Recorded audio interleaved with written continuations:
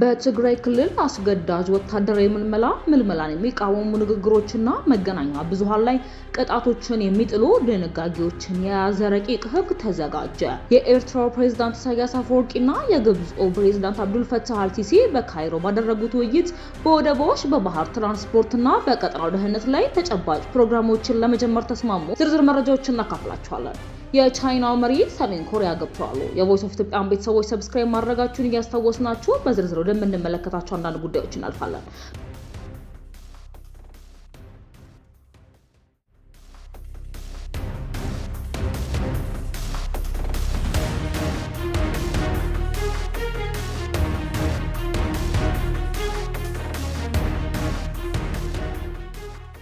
በትግራይ ክልል አስገዳጅ ወታደራዊ ምልመላን የሚቃወሙ ንግግሮችና መገናኛ ብዙሃን ላይ ቅጣቶችን የሚጥሉ ድንጋጌዎችን የያዘ ረቂቅ ሕግ ተዘጋጀ። ከትግራይ ጦርነት በፊት የነበረውና በቅርቡ ተመልሶ የተቋቋመው የክልሉ ምክር ቤት የሕግ አርቃቂ ቋሚ ኮሚቴ ተዘጋጀ የተባለ አዲስ ረቂቅ አዋጅ ወታደራዊ ምልመላን ሕጋዊ ግዴታ የማይደርጉና ምልመላን ያዳክማሉ፣ የቅስቀሳ ጥረቶችን ይተቻሉ ወይንም ደግሞ ለክልሉ ሰላምና ደህንነት ጎጂ ናቸው የተባሉ መረጃዎችን ያሰራጫሉ ተብለው በተጠረጠሩ ግለሰቦችና የመገናኛ ብዙሃን ድርጅቶች ላይ ጠንካራ ቅጣቶችን የሚጥሉ ድንጋጌዎችን የያዘ መሆኑ አነጋጋሪ ሆነ። የክተት ወይንም ምልመላና የጦርነት ጊዜ አስተዳደርን ህጋዊ ማዕቀፍ ለማስያዝ የቀረበው ይህ ረቂቅ ሕግ በምልመላ ወቅት በሲቪሉ በነጻ ተቋማትና በመገናኛ ብዙሃን እንቅስቃሴዎች ላይ ለባለስልጣናት ሰፊ ስልጣን የሚሰጡ ተከታታይ ድንጋጌዎችን አካቷል። የረቂቁ ዋነኛ ማዕከል ለክተት የተጠሩ ዜጎችን የምልመላ ትዕዛዞችን ማክበር እንዳለባቸው የሚደነግገው ግዴታ ነው። ረቂቅ ሕጉ ከወታደራዊ አገልግሎት የሚያመልጡ ሲጠሩ ሪፖርት የማያደርጉ ሌሎች ከምልመላ እንዲያመልጡ የሚረዱ ወይንም ደግሞ በሌላ መልኩ የምልመላ ጥረቶችን የሚያስተጓጉሉ ግለሰቦች ላይ የሚጣሉ ቅጣቶችን ዘርዝሯል። አንዱ ረቂቅ ድንጋጌ እንደሚያስረዳው የጦር ኃይሉን ወይንም የምልመላ መዋቅሩን አባላት የሚያዳክሙ፣ የሚያስፈራሩ ወይንም ደግሞ ሆን ብለው የተሳሳተ መረጃ የሚሰጡ ወይንም አገልግሎታቸውን እንዲተዉ ወይንም መሳሪያቸውን እንዲያስረክቡ የሚያበረታቱ ግለሰቦች እንደ ጥፋቱ ክብደት እስከ 25 ዓመት በሚደርስ ጽኑ እስራት ሊቀጡ ይችላሉ። ረቂቁ ተጠያቂነትን ከግለሰቦች ባለፈ ወደ መገናኛ ብዙሃን ድርጅቶችም ያሰፋል። እነዚህ ድርጊቶች በጋዜጦች፣ በራዲዮ ጣቢያዎች፣ በቴሌቪዥን ስርጭቶች፣ በኦንላይን ድረገጾች፣ በማህበራዊ ሚዲያ ወይንም ደግሞ በሌሎች የመገናኛ ዘዴዎች ከተፈጸሙ የሚዲያ ተቋማቱ ራሳቸው የገንዘብ ቅጣት ሊጣልባቸው እንዲሁም የስራ ፈቃዳቸው ሊታገድ ወይንም ደግሞ ሊሰረዝ እንደሚችል ይደነግጋል። ሌላኛው አንቀጽ ደግሞ ባለስልጣናት ስለ ወታደራዊ ዘመቻዎች፣ ስለ ጉዳት ሰለባዎች፣ ስለ ደህንነት ስጋቶች ወይንም ደግሞ ስለ ጦርነት ጊዜ ክስተቶች የተሳሳቱ ወይንም ደግሞ አሳሳች ናቸው ብለው የፈረጇቸው መረጃዎች ማተም ወይንም ማሰራጨት በወንጀል ፈርጇል።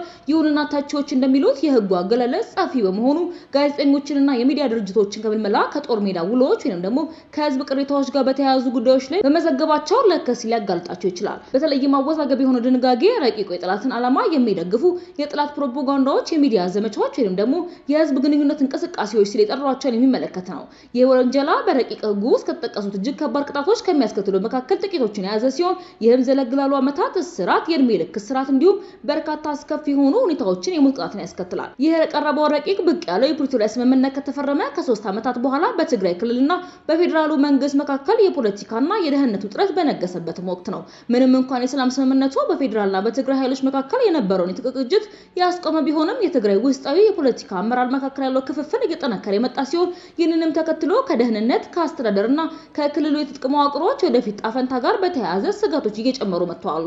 ባለፉት ወራት በኃይል የሚፈጸሙ ወታደራዊ ምልመላዎች ሪፖርቶች ይፋ ከሆኑ በኋላ ነዋሪዎች፣ ተቃዋሚ ፓርቲዎችና የመብት ተሟጋቾች ቡድኖች ወጣቶች ወታደራዊ ድርጅቶችን እንዲቀላቀሉ መገደዳቸውን በመግለጽ ገለልተኛ ምርመራ እንዲደረግ ስለ ምልመላ አሰራሮች ግልጽነት እንዲሰፍንም እየጠየቁ ይገኛሉ። የኤርትራው ፕሬዝዳንት ኢሳያስ አፈወርቂና የግብፁ ፕሬዝዳንት አብዱል ፈታህ አልሲሲ በካይሮ ባደረጉት ውይይት በወደቦች፣ በባህር ትራንስፖርትና በቀጠናው ደህንነት ላይ ተጨባጭ ፕሮግራሞችን ለመጀመር ተስማምተዋል። ግብጽ በኤርትራ በጅቡቲ ስትራቴጂካዊ የባህር ወደቦችን ለማልማት መስማማቷን መዘገባችን ይታወሳል።